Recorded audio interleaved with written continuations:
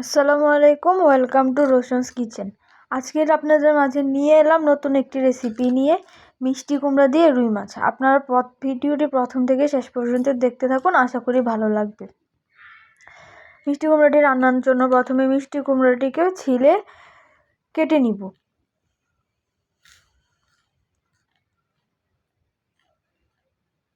আমাদের ভিডিওগুলো যদি আপনাদের ভালো লাগে তাহলে আমাদের সাথে থাকবেন, আমাদের চ্যানেলটি অবশ্যই সাবস্ক্রাইব করবেন আর নতুন নতুন ভিডিও আপলোড পেতে আমাদের সাথেই থাকবেন। মিষ্টি কুমড়োগুলো একটু পাতলা, বেশি ভারীও না মোটাও না, এমন করে লম্বা করে কেটে নিব।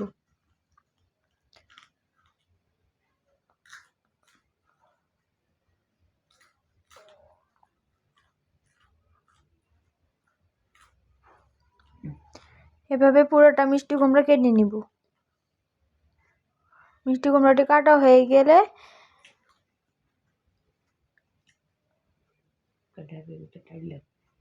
মিষ্টি কুমড়াগুলো ড্যাগের মধ্যে একটু ঢেলে নিব। ঢেলে নিলে মিষ্টি কুমড়া থেকে যে এক্সট্রা পানিটা বের হয়ে যাবে, তখন রান্নার পরে খেতে ভালো লাগবে। একটু হলুদের গুঁড়ো দিয়ে ঢেলে নিচ্ছি। এই সময় কিন্তু অনেক পানি বের হবে। মিষ্টি কুমড়াটা এই সময় অনেকটা সিদ্ধ হয়ে যাবে।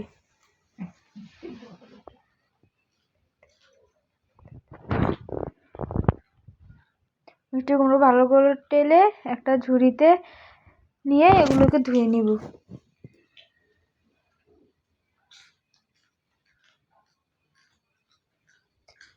ধোয়া হয়ে গেলে একটি কড়াইয়ে সামান্য পরিমাণ তেল দিয়ে তার মধ্যে লবণ, হলুদ, মরিচের গুঁড়া দিয়ে মাছগুলোকে মেখে নিব। মাছগুলোকে ভালো করে মেখে তেলে দিয়ে দিব।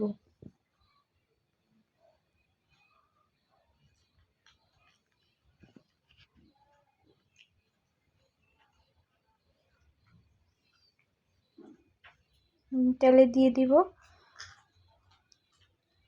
তেলে দিয়ে কিছুক্ষণ অপেক্ষা করব ওই পিঠ লাল হওয়ার জন্য।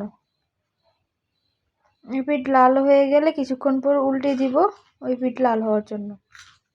এভাবে উল্টে পাল্টে দুই পিঠ ভালোভাবে লাল করে ভেজে নিব।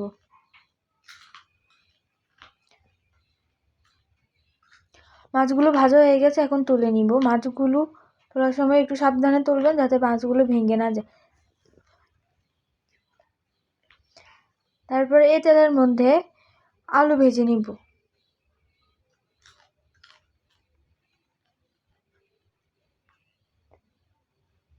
আলুগুলো দিয়ে তার মধ্যে লবণ হলুদ দিয়ে ভেজে নিব।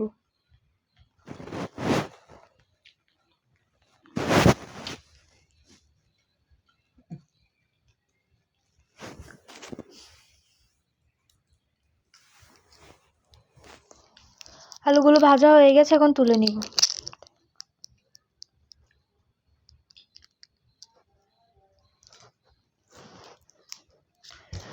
ভাজা হয়ে গেলে তেলের মধ্যে পর্যাপ্ত পরিমাণ পানি, পেঁয়াজ কুচি দিয়ে দিব। পেঁয়াজগুলো লাল হয়ে গিয়ে হালকা ভাজা হলে এর মধ্যে রসুন কুচি দিয়ে পেঁয়াজ রসুন দুটোটাকে একসাথে ভালো করে ভেজে তার মধ্যে হলুদ, মরিচ,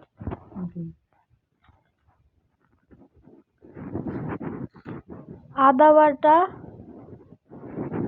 রসুন বাটা দিয়ে ভালো করে পেঁয়াজের সাথে কষিয়ে নিব। লবণ,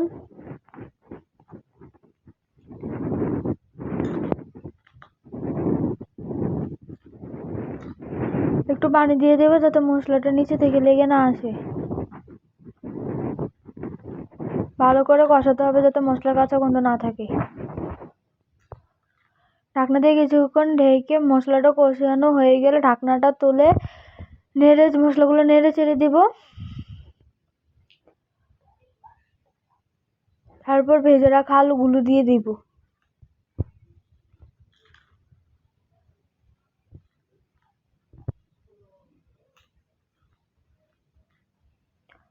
আলুগুলো দিয়ে কিছুক্ষণ ঢাকনা দিয়ে কষে তার মধ্যে তারপর ঢাকনাটি তুলে পানি দিয়ে আলুগুলো সিদ্ধ করে নিব।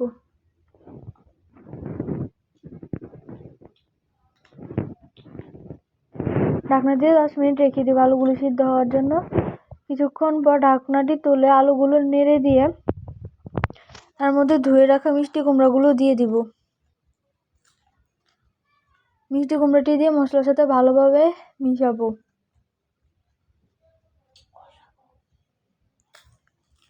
এবার ভালো সব কিছু নেড়ে চেড়ে একসাথে ভালো করে কষাবো।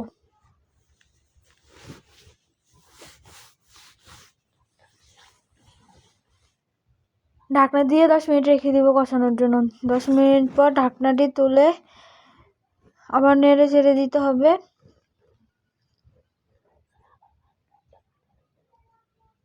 আবার কিছুক্ষণ ঢাকনা দিয়ে রেখেছিলাম, এবার ঢাকনাটি খুলে এতে সামান্য পরিমাণ চিনি দিয়ে দিব। চিনি দেওয়া হয়ে গেলে চিনিটা মিষ্টি কুমড়াটার সাথে ভালোভাবে মিশিয়ে নিব। তারপর পর্যাপ্ত পানি দিয়ে সিদ্ধ করে নিব।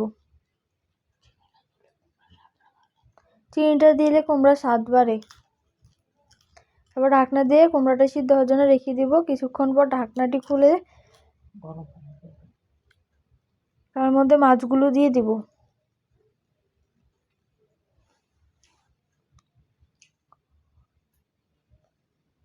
মাছগুলো দিয়ে কিছুক্ষণ ঢেকে রেখে দিয়েছি। কিছুক্ষণ পর ঢাকনাটি খুলে এর মধ্যে কাঁচামরিচ দিয়ে দিব।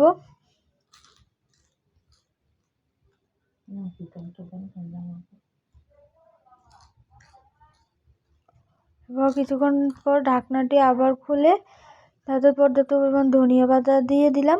হয়ে গেল আমাদের মিষ্টি কুমড়া।